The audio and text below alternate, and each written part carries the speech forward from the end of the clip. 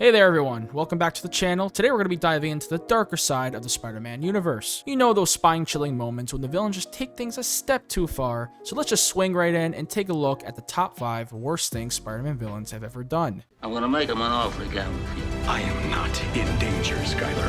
I have the high ground! Get to the chopper! Why so serious?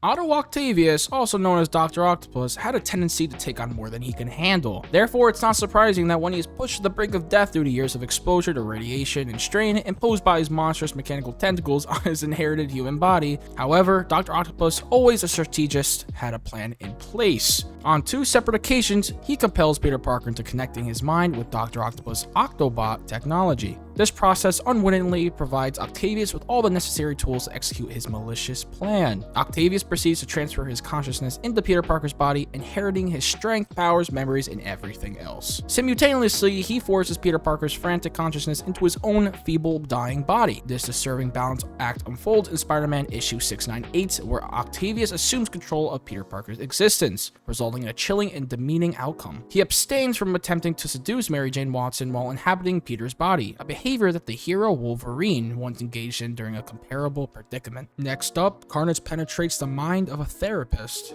Dr. Kafka from Ravencroft Sanitarium invested a significant amount of time and effort attempting to assist Cletus Cassidy, also known as Carnage, a terrifying individual with a penchant for murder. Despite her efforts proving futile, Kafka reached out to Matthew Kurtz at the Pentagon for support in rehabilitating the homicidal maniac. Kurtz deployed a sonic gun to control the alien symbiote's presence in Cassidy's bloodstream, while also administering substantial doses of psychotropic drugs to manage Cassidy's behavior. Peeling back the layers of Cassidy's psyche, Kurtz unveiled a crucial truth about Carnage's psychopathy. Beyond the merest pleasure of killing, Cassidy viewed himself as an artist of destruction. Unexpectedly, the effects of the drugs diminished prematurely, leading Cassidy to launch a rapid and vicious assault on Matthew Kurtz. With uncanny speed, Carnage impaled Kurtz's mind using a corkscrew spike, forcing injecting his own distorted perspective on life and existence into Kurtz's consciousness. These unrelenting visions of violence irreversibly altered Kurtz for the remainder of his tragic life, all while Carnage observed with a sense of satisfaction and amusement.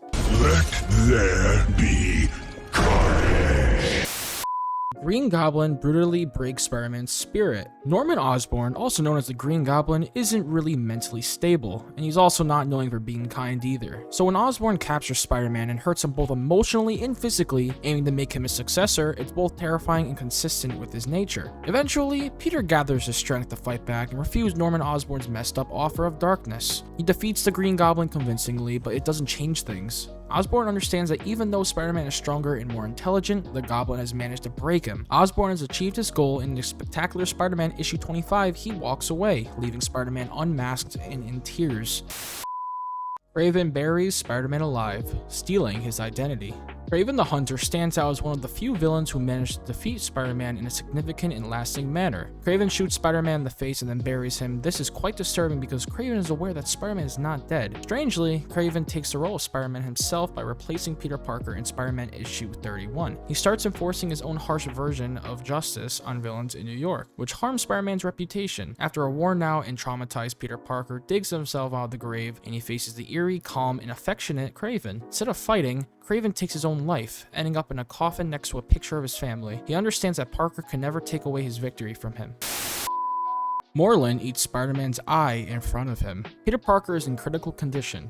He's been affected with a radioactive-based illness that is gradually destroying him internally. Despite Spider-Man having risked his life countless amount of times, it seems like this might be his final and most challenging fight yet. Even Reed Richards, Bruce Banner, T'Challa, Doctor Strange are all unable to rescue him from the radiation-inflicted danger. Just when Peter Parker is at his weakest, the villain Morlun assaults Spider-Man. Sadly, the web-slinger cannot pull up in a meaningful defense to slow down Morlun, who has a vampire nature. Summoning his last bit of strength, Peter launches a series of fierce attacks, and for a moment, it seems like he has defeated Morlun. But unexpectedly, Morlun tears out Peter's left eye and consumes it before brutally beating Spider-Man, bringing him close to death. This intense sequence occurs in Spider-Man issue 526. All of these are just a handful of the amount of weird and unusual things that have happened in the Spider-Man comic book universe. Anyways, guys, please like and subscribe if you haven't already, and turn on the little bell to stay notified when I make a new video, and comment down below for any suggestions to any videos, and also let me know of any unusual and crazy moments that have happened in the Spider-Man universe that I haven't mentioned in this video, because I know there's so many more that I haven't mentioned. So yeah, let me know, and I'll see you guys in the next one.